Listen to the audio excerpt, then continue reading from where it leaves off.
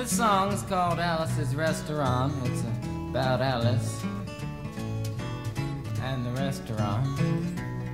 But Alice's Restaurant is not the name of the restaurant, that's just the name of the song. And that's why I called the song Alice's Restaurant.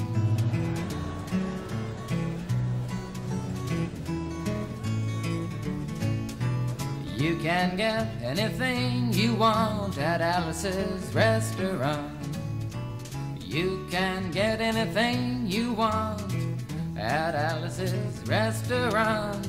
Walk right in, it's around the back, just a half a mile from the railroad track. And you can get anything you want at Alice's Restaurant. Now it all started 2 Thanksgivings ago. It was on 2 years ago on Thanksgiving when my friend and I went up to visit Alice at the restaurant. But Alice doesn't live in the restaurant. She lives in the church nearby the restaurant in the bell tower with her husband Ray and Facha the dog. And living in the bell tower like that, they got a lot of room downstairs where the pews used to be. And having all that room, seeing as how they took out all the pews, they decided that they didn't have to take out their garbage for a long time. We got up there, we found all the garbage in there, and we decided it'd be a friendly gesture for us to take the garbage down to the city dump. So we took the half a ton of garbage, put it in the back of a red VW microbus, took shovels and rakes and implements of destruction, and headed on toward the city dump. Well, we got there, and there's a big sign and a chain across the dump saying closed on Thanksgiving, and we had never heard of a dump closed on Thanksgiving before, and with tears in our eyes, we drove off into the sunset looking for another place to put the garbage. We didn't find one till we came to a side road, and off the side of the side road was another 15-foot cliff, and at the bottom of the cliff was another pile of garbage. And we decided that one big pile was better than 2 little piles, and rather than bring that one up, we decided to throw ours down. That's what we did. Drove back to the church, had a Thanksgiving dinner that couldn't be beat, went to sleep and didn't get up until the next morning when we got a phone call from Officer Obie. He said, "Kid, we found your name on an envelope at the bottom of a half a ton of garbage, and just wanted to know if you had any information about it." And I said, "Yes, sir, Officer Obie, cannot tell a lie. I put that envelope under that garbage."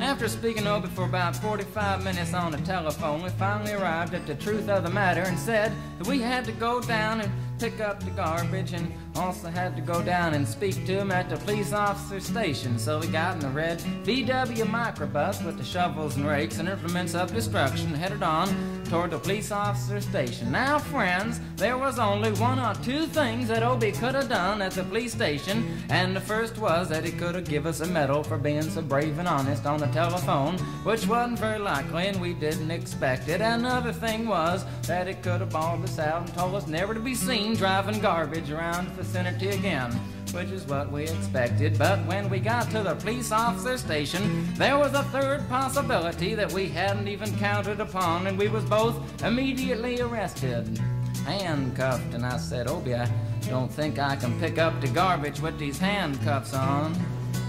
He said, "Shut up, kid. Get in the back of the patrol car," and that's what we did, and sat in the back of the patrol car and drove to the, quote, scene of the crime, unquote. I want to tell you about the town of Stockbridge, Massachusetts, where this happened. Here they got 3 stop signs, 2 police officers and 1 police car. But when we got to the scene of the crime, there was 5 police officers and 3 police cars, being the biggest crime of the last 50 years, and everybody wanted to get in a newspaper story about it. And they was using up all kinds of cop equipment that they had hanging around the police officer station.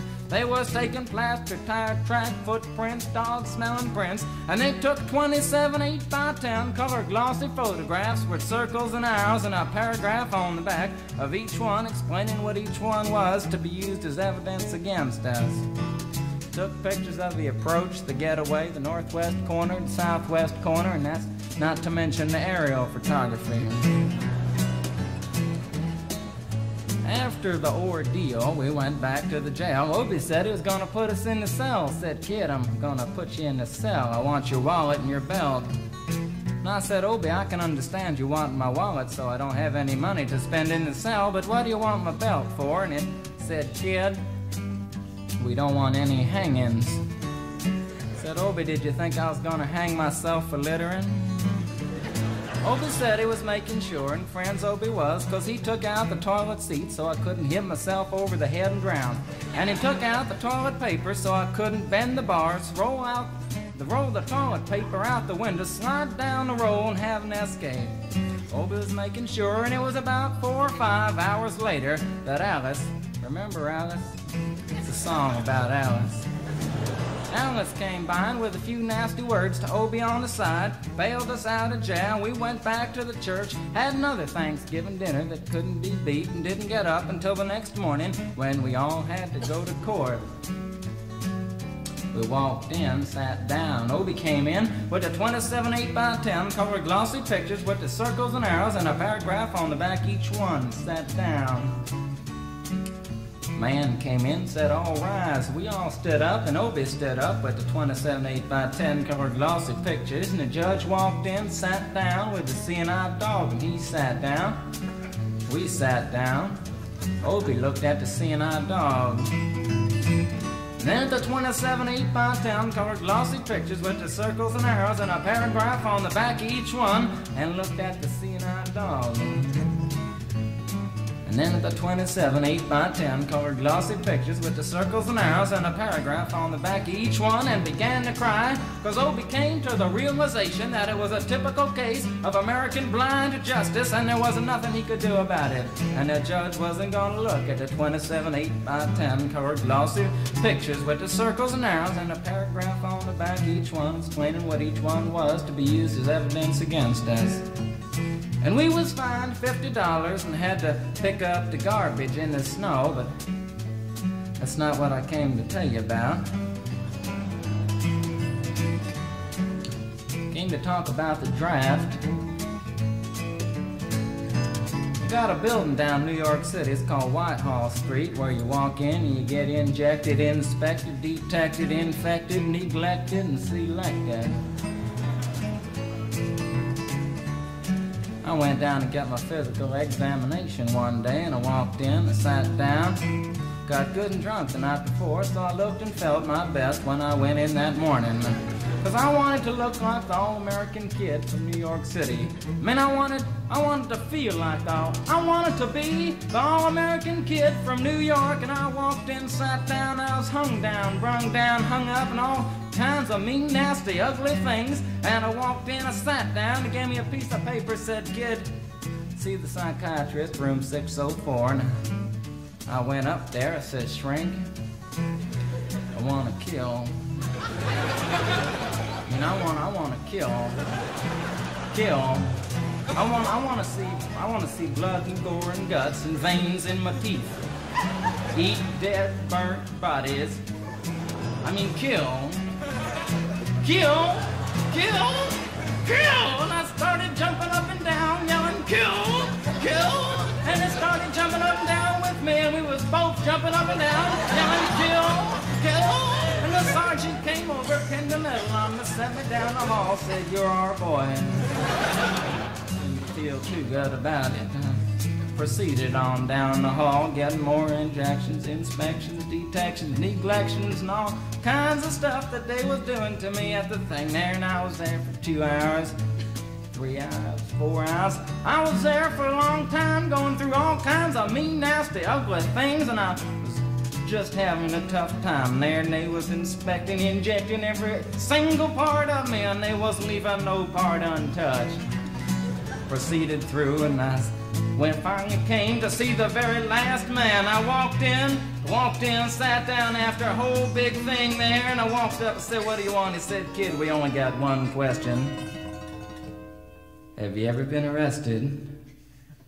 And I proceeded to tell him the story of Alice's restaurant, Massacre, with full orchestration and 5-part harmony and stuff like that, and then all the phenomena stopped me right there and said, kid, did you ever go to court? I proceeded to tell him the story of the 27 8x10 colored glossy pictures with the circles and arrows and a paragraph on the back of each one. It stopped me right there and said, "Kid, I want you to go over and sit down on that bench that says Group W. Now, kid."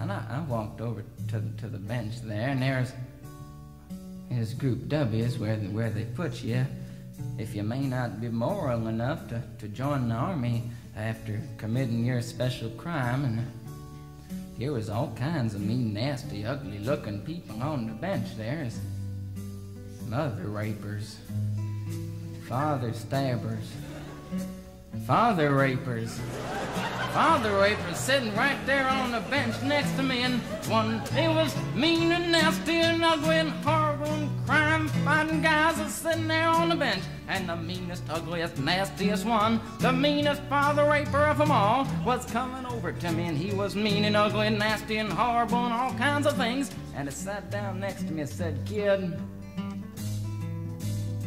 what'd you get?" I said, "I didn't get nothing. I had to pay $50 and pick up the garbage." He said, "What were you arrested for, kid?" And I said, "Littering." And they all moved away from me on the bench there to carry eyeball and all kinds of mean, nasty things, till I said, "And creating a nuisance," and they all came back, shook my hand, and we had a great time on the bench talking about crime, mother stabbing, father rape, and all kinds of groovy things that we was talking about on the bench. And everything was fine. We were smoking cigarettes and all kinds of things until the sergeant came over, had some paper in his hand, held it up and said, "Kids, this piece of paper's got 47 words, 37 sentences, 58 words. We want to know details of the crime, time, the crime, and that kind of thing. You got to say pertaining about the crime. Want to know the arresting officer's name and that kind of thing. You got to say." And it talked for 45 minutes, and nobody understood a word that he said. But we had fun filling out the forms and playing with the pencils on the bench there. And I filled out the Massacre with the 4-part harmony and wrote it down there just like it was, and everything was fine. And I put down a pencil and I turned over the piece of paper, and there on the other side, in the middle of the other side, away from everything else on the other side, in parentheses, capital letters, quotated, read the following words: "Kid, you rehabilitated yourself." I went over to the sergeant and said, "Sergeant, you've got a lot of damn gall to ask me if I've rehabilitated myself. I'm sitting here on the bench. I'm sitting here on the Group W bench because you want to know if I'm moral enough to join the army, burn women, kids, houses, and villages after being a litter bug." He looked at me and said, "Kid, we don't like your kind, and we're going to send your fingerprints off to Washington, and friends, somewhere in Washington, enshrined in some little folder, is a study in black and white of my fingerprints. And the only reason I'm singing you the song now is because you may know somebody in a similar situation. Or you may be in a similar situation, and if you're in a situation like that, there's only one thing you can do, is walk into the shrink wherever you are. Just walk in, say, 'Shrink, you can get anything you want at Alice's restaurant,' and walk out. You know, if just one person does it, they may think he's really sick and they won't take him. And if two people do it in harmony, they think they're both faggots and they won't take either of them. And if 3 people do it, 3, can you imagine 3 people walking in, singing a bar, Alice's restaurant, and walking out? They may think it's an organization. And can you imagine 50 people a day? I said 50 people a day walking in, singing a bar, Alice's restaurant, and walking out. And friends, they may think it's a movement. And that's what it is. The Alice's Restaurant anti-massacre movement. And all you gotta do to join is to sing it the next time it comes around on the guitar with feeling. So we'll wait till it comes around on the guitar here. Sing it when it does.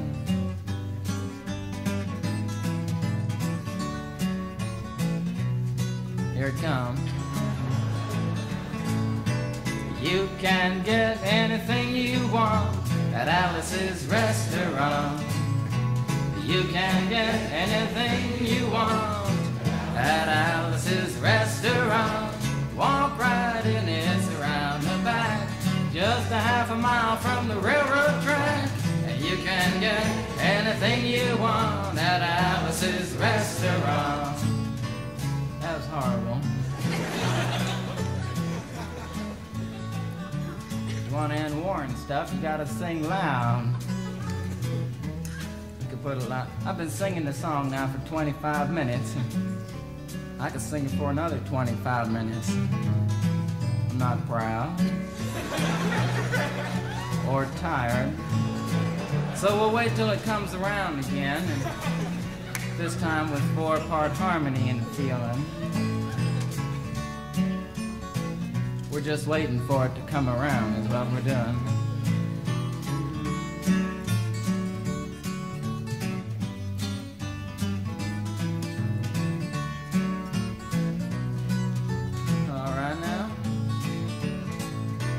You can get anything you want at Alice's Restaurant. Excepting Alice, you can get anything you want at Alice's Restaurant. So walk right in, it's around the back, just a half a mile from the railroad track.